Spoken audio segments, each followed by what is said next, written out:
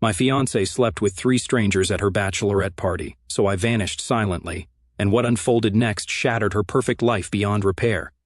Mia and I, both 30, met when we were 24. We were at a mutual friend's birthday party. I remember seeing her across the room, laughing at something someone said and thinking she was the most beautiful woman I'd ever seen. She had this infectious energy, the kind that made you want to be around her. By the end of the night, we were sitting on the patio talking about everything: music, movies, travel, dreams, and I was hooked. We started dating a few weeks later and moved in together after a year. Things were great, or at least I thought they were. Sure, Mia liked to party more than I did, but it was never anything extreme, or so I believed. I figured we balanced each other out. I was the grounded one, and she brought the fun. When I proposed last year, I was sure I'd found my forever person. She cried when I asked her, and her answer was an immediate yes. We spent months planning the wedding together, picking out venues, tasting cakes, and arguing about whether to do an open bar. I thought we were building a life together, but apparently, I was wrong. The drama started with a package, a damn package of all things. I wasn't even supposed to be home at that time. My shift ended early, and I figured I'd surprise Mia by coming home and cooking dinner. When I got to the apartment, I saw a small gift bag sitting at the door. It had a glittery tag on it that read, "To the wildest bride-to-be, you deserved every second of it. Love, Tasha." At first, I didn't think much of it. Tasha was Mia's best friend, practically glued to her side since college. I always thought she was a bit over the top, loud, dramatic, and the kind of person who thrived on chaos, but I tolerated her for Mia's sake. They were the fun duo, or at least that's how Mia always described them. Still, something about that note gave me a weird feeling. I brought the bag inside and set it on the kitchen counter, staring at it for a good 5 minutes. My brain kept going back and forth. It's probably nothing, but why does it feel weird? I decided to open it. I told myself it wasn't snooping, it was just curiosity. Besides, it was addressed to Mia but left out in the open like that. Basically an invitation, right?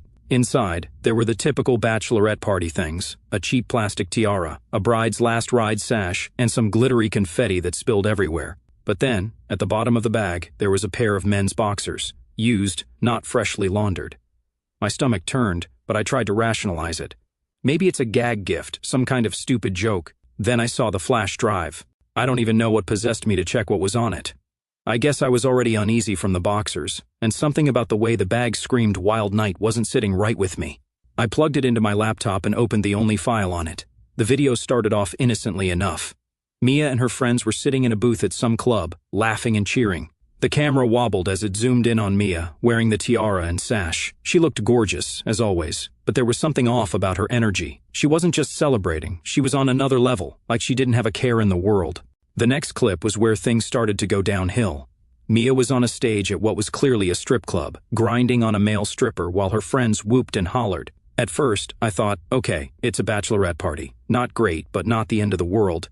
But then the camera followed her as she pulled the stripper off stage, giggling and leading him toward a private room. I paused the video, my heart was racing. I told myself not to overreact. Maybe it was just for show, right? Maybe she went in there, had a laugh, and walked out. But I knew better. Deep down, I already knew. The next clip removed all doubt. It showed Mia sitting in a lounge area surrounded by 3 guys. They were laughing, drinking, and flirting, but it didn't stop there. One of them leaned in and kissed her, and she didn't just let him, she kissed him back. Then another guy joined in. By the end of the video, she was leading all 3 of them into what looked like a hotel room. Tasha's voice in the background made it worse. She was laughing and narrating the whole thing. "Mia, you're a legend. Bride of the year." I sat there, staring at the screen, feeling like my chest had been ripped open. This wasn't the woman I'd spent the last 6 years of my life with. This wasn't the Mia who used to fall asleep on my chest while we watched stupid rom-coms. This wasn't the Mia who talked about how excited she was to start a family with me. Mia came home that evening like nothing had happened. She kissed me on the cheek, asked about my day, and went on about how Tasha had the best ideas for wedding decorations. I just nodded and smiled, pretending everything was fine, but inside, I was done. I couldn't even look at her without seeing that video in my head. I felt like an idiot for not seeing it sooner. Had there been signs? Did I miss them? Or was this the first time? I didn't know, and honestly, I didn't care. The woman I thought I was marrying didn't exist anymore. That night, I didn't sleep. I lay awake, staring at the ceiling, replaying the video over and over in my mind. Every laugh, every kiss, every touch felt like a dagger. I wanted to confront her, to yell, to demand answers, but I knew it wouldn't change anything. The next morning, Mia got up early to get ready for work. She kissed me on the forehead before leaving and said, "I can't wait to see you tonight, babe." I smiled and said, Me too. The second Mia left for work, I started moving. I didn't even sit down to have coffee or think about what I was doing. I just grabbed my duffel bag from the closet and started packing. Clothes, toiletries, my laptop, chargers, whatever I could fit without making a mess. I wasn't planning to come back, so I didn't waste time trying to decide what to take or leave. I knew the furniture wasn't worth the hassle, and I didn't care about most of the shared stuff anyway. Let her keep the couch, the TV, the kitchen gadgets. She could have it all. I just wanted out. As I was packing, I realized I'd never done anything like this before. I've always been the guy who plans everything to the last detail. Vacations, work schedules, even lazy Sundays. But here I was, stuffing random things into a bag with no clear plan other than to get out of this. I grabbed my phone and started Googling places to stay. I didn't want to go to a regular hotel. It felt too cold, too close to reality. I needed somewhere I could think, breathe, and figure out my next move. That's when I found a small resort about 2 hours outside the city.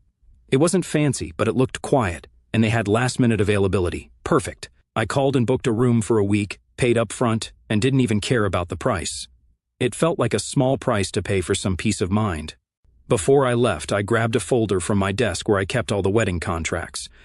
I had no intention of paying for a wedding that wasn't going to happen. The venue was first on my list, so I called them as I walked out the door. "Hi, this is Ryan," I said, trying to sound normal. "I need to cancel a reservation for a wedding." The woman on the other end sounded surprised. "Oh, I'm sorry to hear that. Can I ask why?" I wasn't about to spill my personal drama to a stranger, so I just said, "Change of plans. Life happens, you know." She went on about cancellation fees, how they'd keep 20% of the deposit, blah blah. I didn't care. "That's fine," I said. "Just cancel it." With that done, I got in my car and started driving. I didn't even look back at the apartment. The drive to the resort felt surreal. It was like I was on autopilot, just following the GPS while my mind replayed everything I'd seen on that flash drive. Was it just the party, or had she been hiding this side of herself the whole time we were together? I stopped at a gas station halfway there to grab some snacks and water.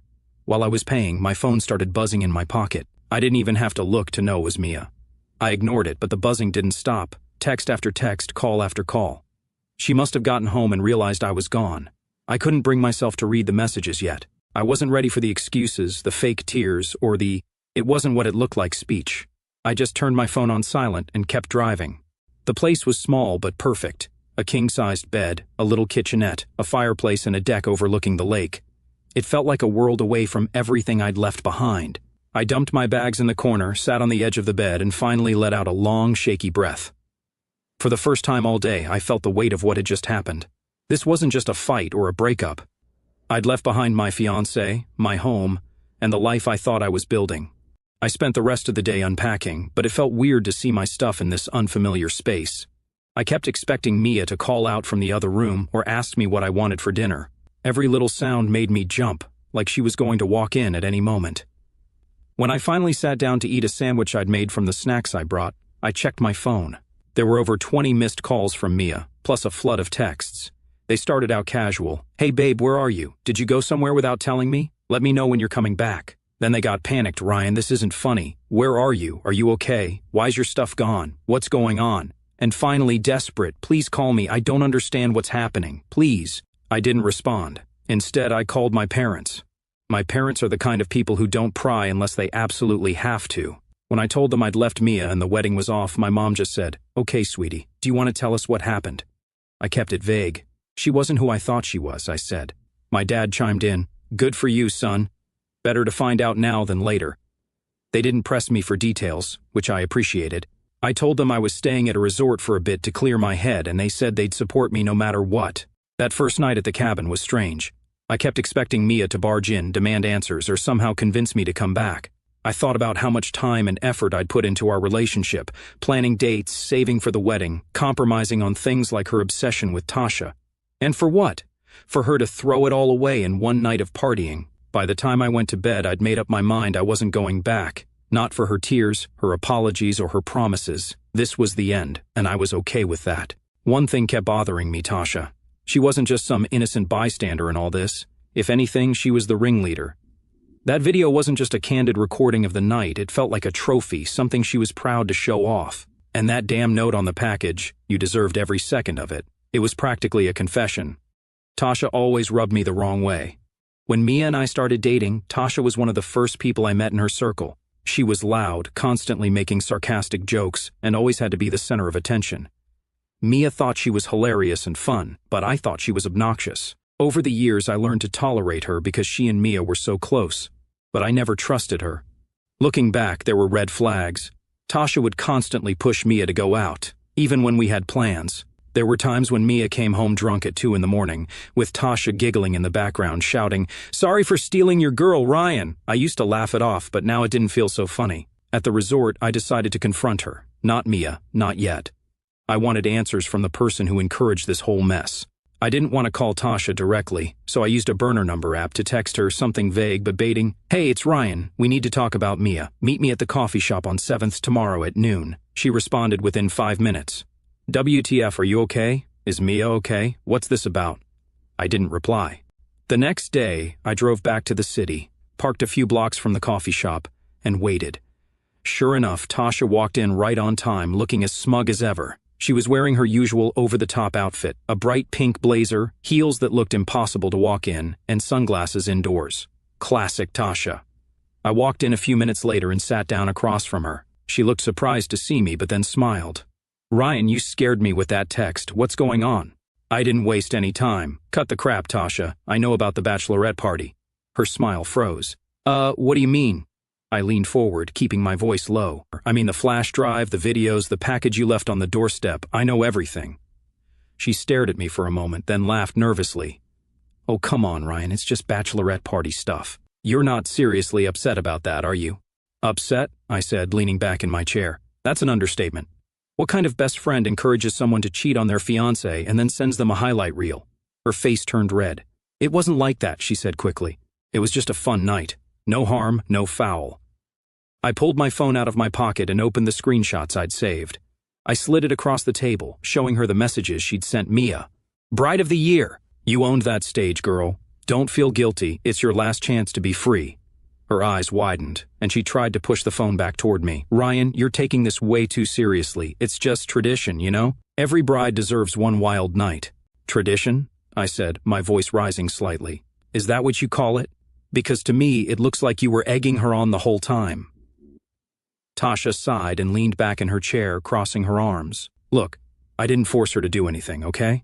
She's a grown woman. She made her own choices. And you were right there cheering her on," I shot back. "You were supposed to have her back, Tasha. Instead, you helped her throw away everything we built together." She rolled her eyes. "Oh, please. It's not like she doesn't love you. It was just a one-night thing. You guys can move past this." That set me off. I slammed my hand on the table, making her jump. "Move past this? You think I can just forget about her sleeping with 3 guys because you call it a one-night thing? You're unbelievable." She looked around nervously, probably worried about the other customers staring. "Okay, fine," she said, lowering her voice. "I'm sorry if it got out of hand. But honestly, Ryan, this is between you and Mia. Don't drag me into it." "You're already in it," I said, standing up. "And believe me, Tasha, everyone is going to know exactly what kind of friend you are." Her eyes widened. "What does that mean?" "You'll find out soon enough," I said, grabbing my phone and walking out. On the way back to the resort, I thought about what she'd said. She's a grown woman. She made her own choices. As much as I wanted to blame Tasha for everything, she was right about one thing. Mia had made her own decisions. Tasha might have encouraged her, but Mia didn't have to go along with it. That thought made my stomach turn. I'd always seen Mia as this fun, carefree person, but now I realized she was just reckless. Tasha might have been the match, but Mia was the one who lit the fire. When I got back to the cabin, I started drafting an email.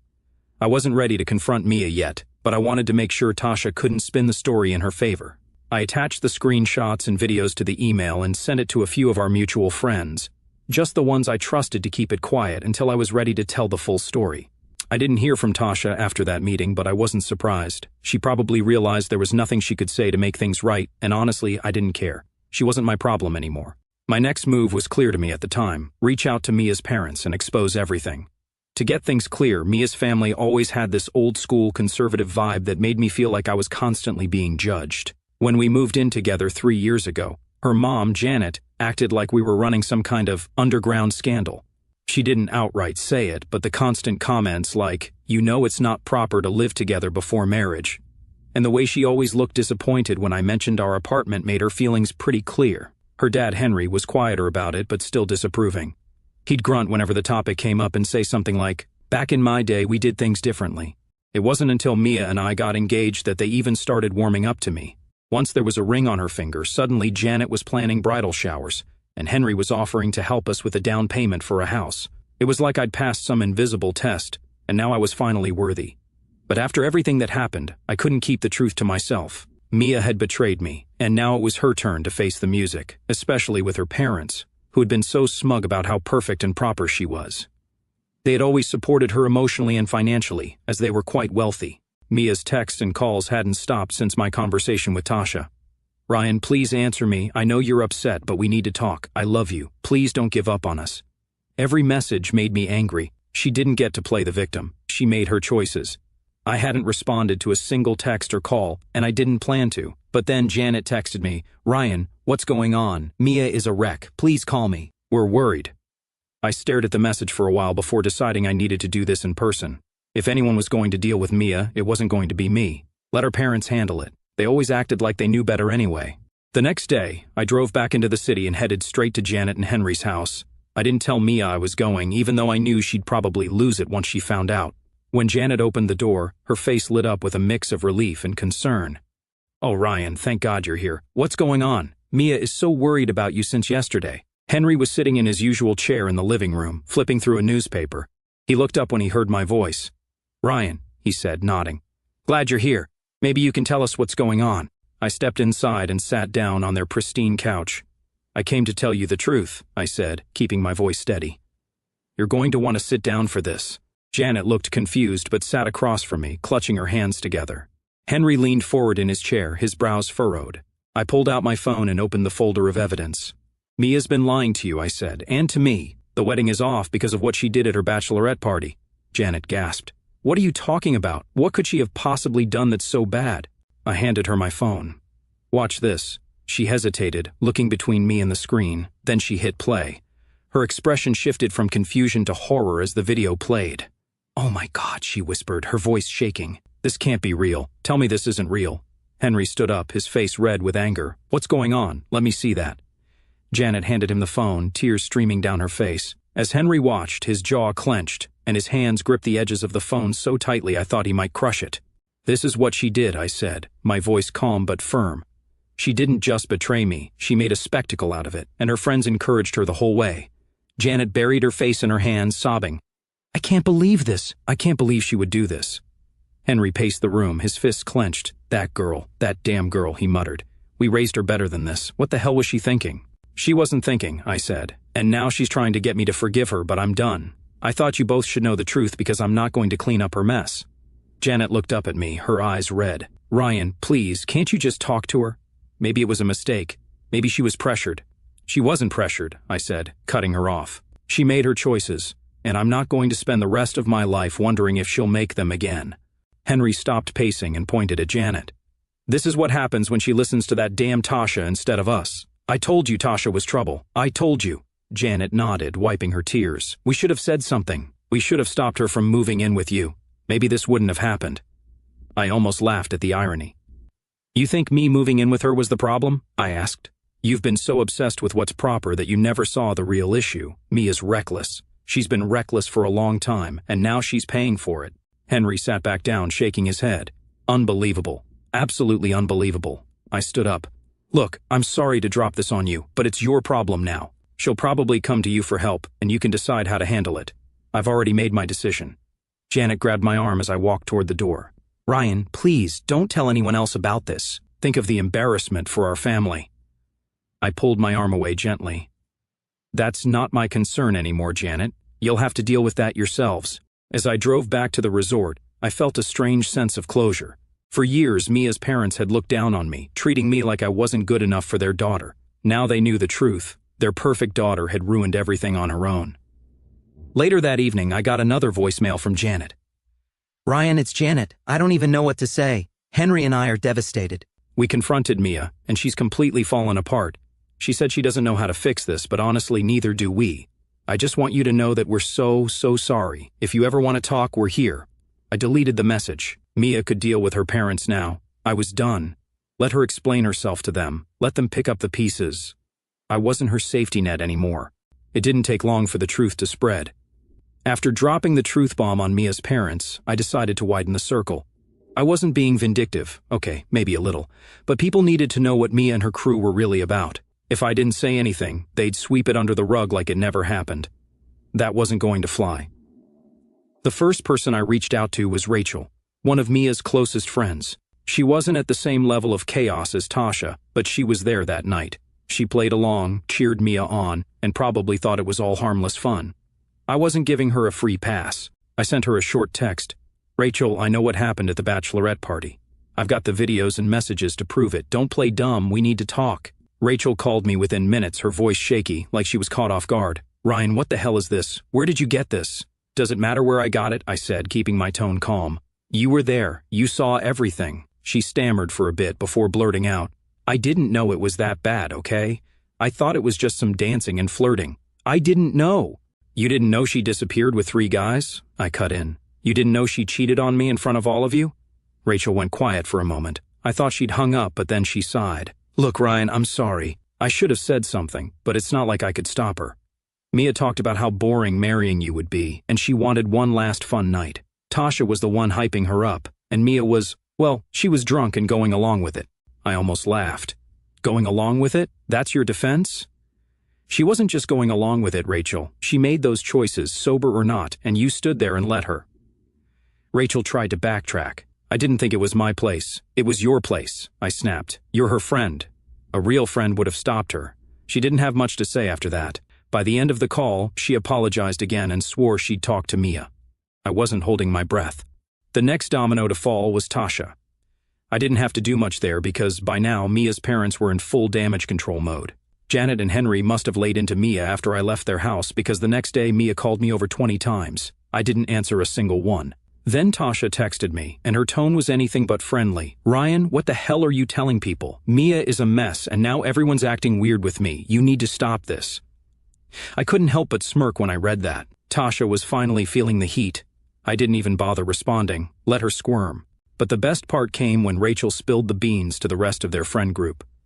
Rachel might have been complicit in Mia's behavior, but she wasn't about to go down with the ship. She started distancing herself from both Mia and Tasha, telling anyone who'd listen that she didn't know the full extent of what happened and that she never would have supported it if she had. By the end of the week, the story was everywhere. Mia had gone from being the fun bride-to-be to the pariah of her own social circle. One of the mutual friends in their group, Chloe, reached out to me. We weren't particularly close, but she'd always been polite and respectful whenever we hung out in group settings. Her message caught me off guard. "Hey, Ryan, I just wanted to say I'm sorry for everything you're going through. I had no idea Mia was capable of something like that. If there's anything you need, let me know." Meanwhile, Mia was still trying to get in touch with me. The texts had slowed down, but they hadn't stopped entirely. "Ryan, I know you're mad, but we need to talk. Please, I'll do anything to fix this. Just tell me what to do." It was almost pathetic. She wasn't apologizing because she felt bad about what she did. She was apologizing because her life was falling apart. Then Tasha and Mia finally had their falling out. It started as a quiet disagreement but quickly escalated into a full-blown argument. Tasha, fed up with being blamed for everything, told Mia, "Don't act like I made you do anything. You were all in. Stop playing the victim." Chloe heard about the fight and texted me, "Tasha and Mia aren't speaking anymore. Tasha's telling everyone Mia used her as a scapegoat. It's a mess." I couldn't help but feel a bit of satisfaction. For years, Tasha had acted like she was untouchable, manipulating people and causing drama. The last I heard from Janet, Mia was completely falling apart and struggling to get her life together. At first, I thought it was just emotional fallout, crying, begging, the usual. But as the days passed, I started hearing bits and pieces from mutual acquaintances about how bad things had really gotten for her. Apparently, Mia's parents, Janet and Henry, had reached their breaking point after our conversation. I knew they were angry, but I didn't expect them to go as far as they did. From what I heard, Janet tried to talk some sense into Mia after I exposed everything. Mia's response? She blamed me. She said I overreacted, that I should have been more understanding, and that it wasn't fair for me to ruin her life over one mistake. That didn't sit well with Janet and Henry. They'd always been about appearances, and having their daughter's dirty laundry aired out to their friends and extended family was their worst nightmare.